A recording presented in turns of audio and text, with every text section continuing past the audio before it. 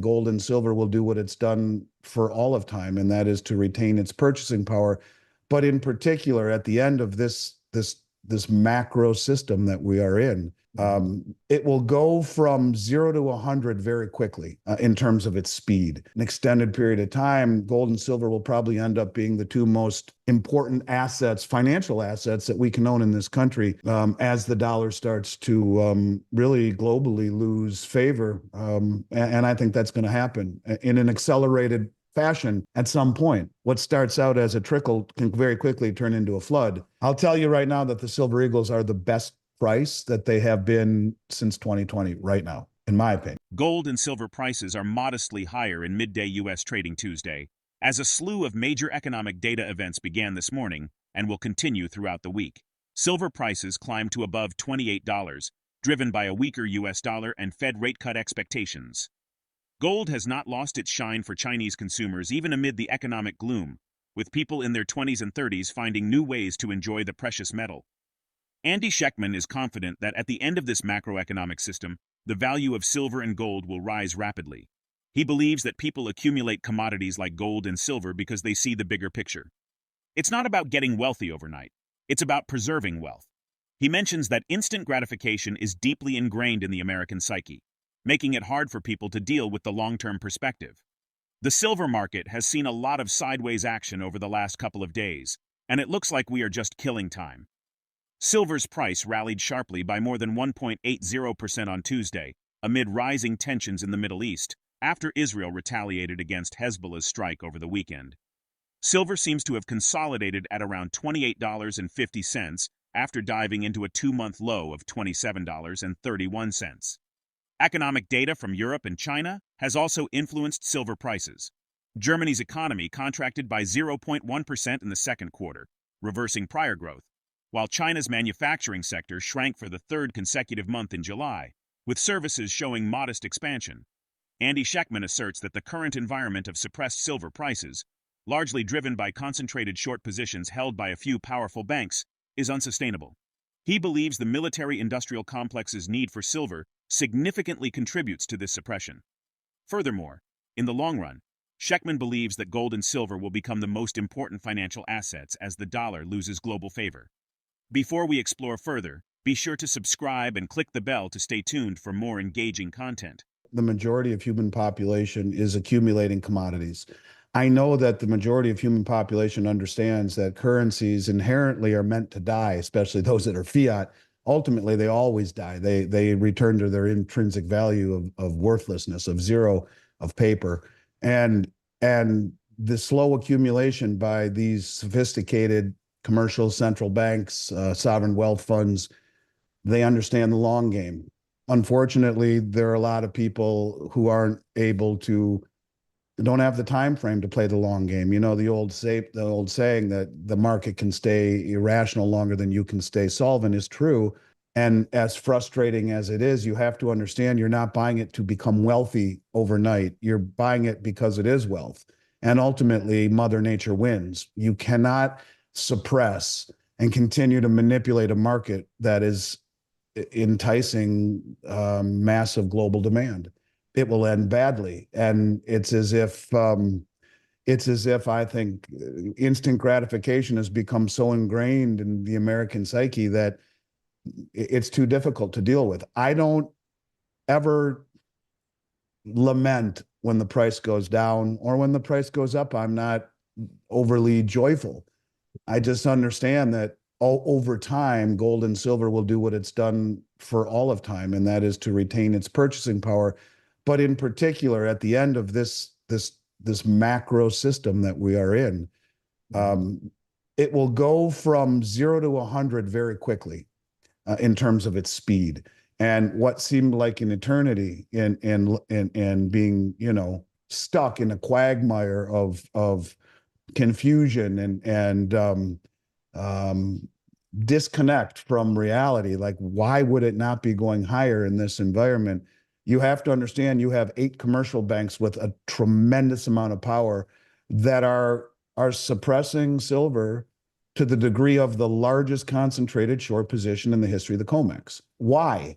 I have my own beliefs. I really do believe it has to do with the amount of silver used in the military industrial complex, that these are very powerful players that don't want to let the price of silver get away, but the rest of the world doesn't care what they want. And when you see India and China doing what they are doing, using the suppression of price to accumulate and continue to drain and to do it methodically, it will reach a point where the realization of being on the wrong side of this trade is a death sentence. And I do believe that. And I think they understand that already. Maybe guys like Elon Musk already understand that. Maybe they're the ones, or he's one of the ones that have been standing for delivery here in the West. I don't know, but what I will say is you just have to put your time horizons on hold and know that over an extended period of time, gold and silver will probably end up being the two most important assets, financial assets that we can own in this country, as the dollar starts to really globally lose favor. And I know it's frustrating. I do. I get it. I'm frustrated even having to talk about it all the time. But, it is what it is. And it just goes to show that this is a very high stakes game, one that the biggest money in the world is very afraid of letting go of. But ultimately, you can only manipulate a market or control a market over an extended period of time by pushing the direction that it is going. And you have the majority of human population pushing back against the West right now. So, yeah, it's a dangerous game for these commercial banks who are naked short. Silver has had a strong 2024 so far, with prices up 23% as the precious metal approaches $30.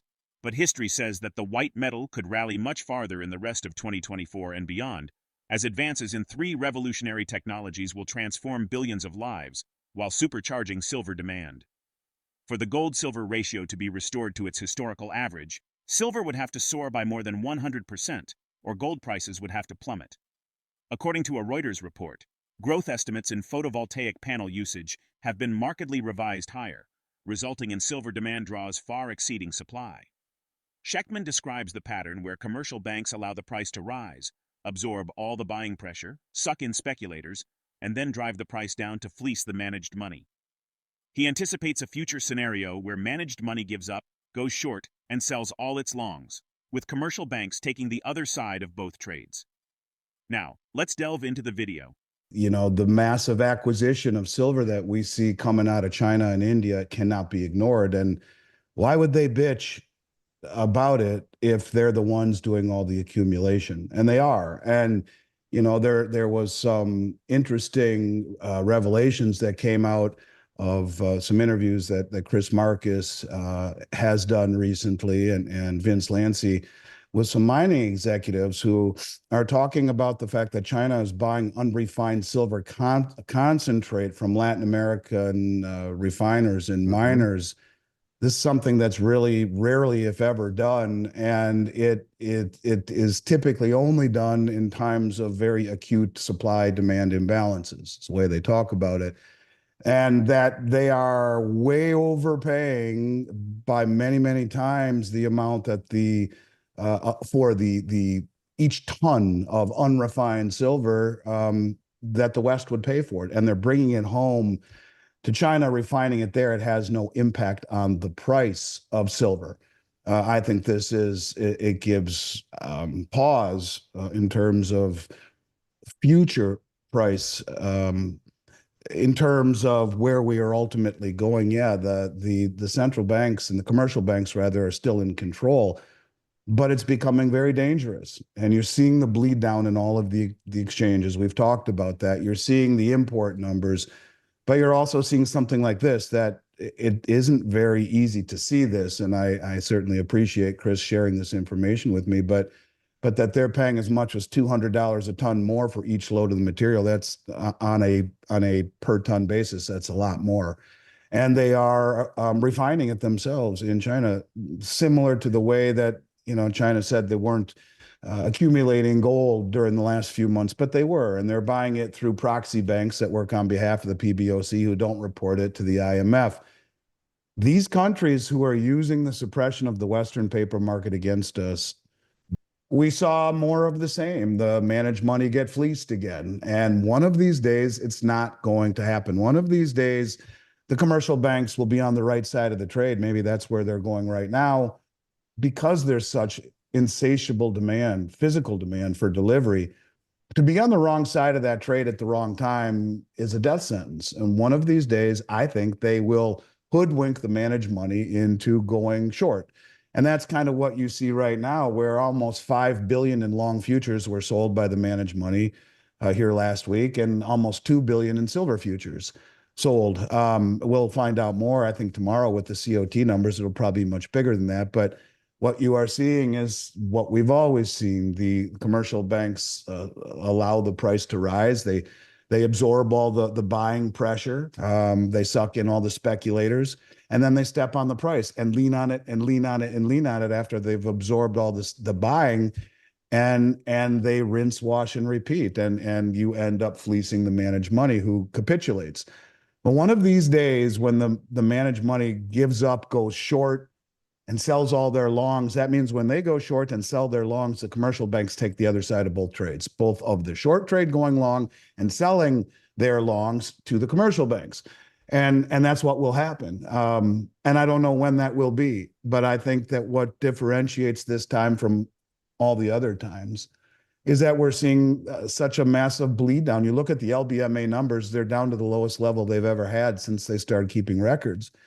And it's just a matter of time before the deliveries continue to, I think, create a problem where being naked short the amount that they are is about as foolish as it can get. So In 2024, both silver and gold continue to perform strongly, reflecting their enduring appeal as safe haven assets in an uncertain economic climate. According to the Silver Institute, demand for silver in 5G technology, the Internet of Things, and semiconductors will rise by 200% to 23 million ounces by 2030.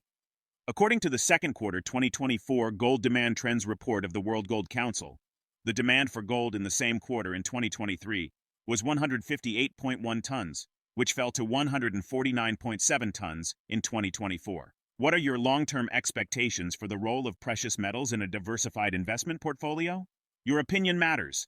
Drop your thoughts in the comments, hit the like button if you enjoyed this, and subscribe to stay informed on our journey together.